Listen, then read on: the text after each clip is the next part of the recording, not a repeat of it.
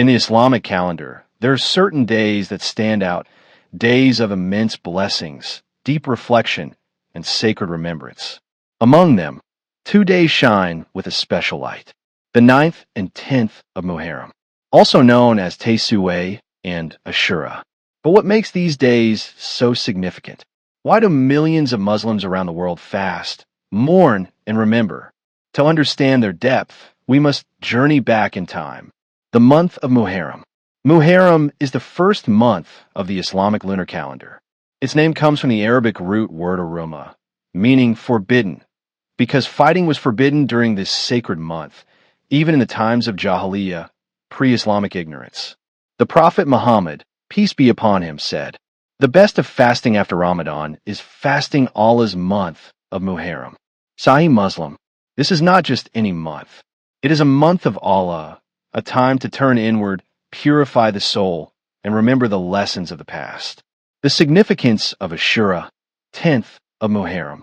The 10th of Muharram, known as Yom al-Ashura, holds a special place in history. Even before the Prophet, peace be upon him, migrated to Medina, the Jews of the city were already fasting on this day. When the Prophet, peace be upon him, arrived, he found them observing the fast of Ashura. He asked them about it. They replied, "This is a righteous day. It is the day when Allah saved the children of Israel from their enemy. So Musa fasted on this day." The Prophet, peace be upon him, responded, "We are more entitled to Musa than you." And he ordered the Muslims to fast on that day. Sahih al-Bukhari. The fast of Ashura, 9th and 10th. Initially, fasting on the 10th of Muharram was obligatory until the obligation of fasting Ramadan was revealed. After that, fasting on Ashura became highly recommended but not compulsory.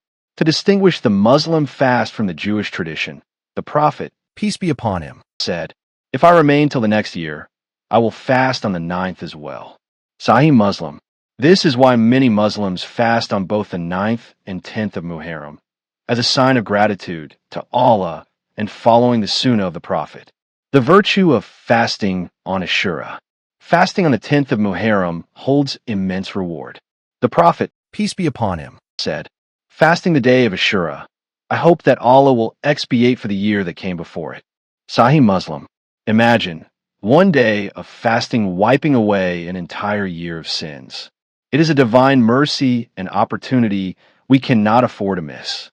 Karbala, a tragedy remembered. But the 10th of Muharram is not only a day of fasting and reflection, it is also a day of immense sorrow. For on this day, in the year 61 AH, one of the greatest tragedies in Islamic history unfolded. The martyrdom of Husayn ibn Ali, the beloved grandson of the Prophet, peace be upon him, at Karbala.